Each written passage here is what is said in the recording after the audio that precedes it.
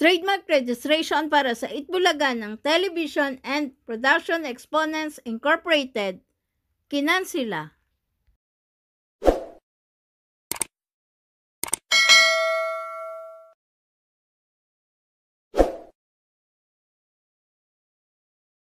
Sa lumabas na desisyon ng Intellectual Property Office of the Philippines, ipinawalang bisa na di umano ang registration ng Television and Production Exponents Incorporated para sa titulo ng Itbulaga.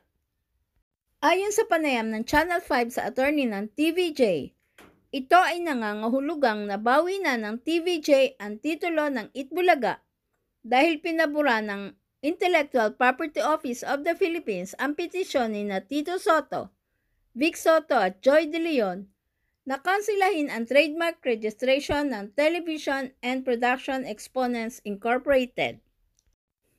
Ayon umano sa desisyon na Adjudication Officer ng Bureau of Legal Affairs ng Intellectual Property Office, nabigo ang Tape Incorporated na mapatunayan kung paano nila nabuo ang Itbulaga trademark.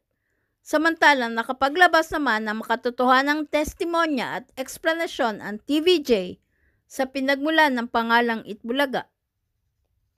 Dahil umano sa mga sapat na ebidensya kung paano nilikha ang marka ng Itbulaga, napagpasyahan na ang TVJ at hindi ang Tape Incorporated ang nagmamay-ari ng markang Itbulaga. Na ang tunay na may-ari ng markang Itbulaga, no, ay ang Tito Vic and Joey. Kaya kinansila ng IPO yung trademark registration ng tape para sa pinag-aawayang mark o yung title na Itbulaga. So panalo ang Dabarkad sa araw na ito. Meron ng Itbulaga, wala pa ang tape. No? Sinabi yun ng desisyon, no? Na 1979 pa lang nandun na yung Itbulaga. Samantalang ipinarehistro ito ng tape mga 2011-2013. So makikita mo na nakita yon nung adjudicator ng IPO. Pangalawa, sinabi na pinaliwanag ng Tito Vic and Joey kung paano nila nabuo yung Itbulaga na marka.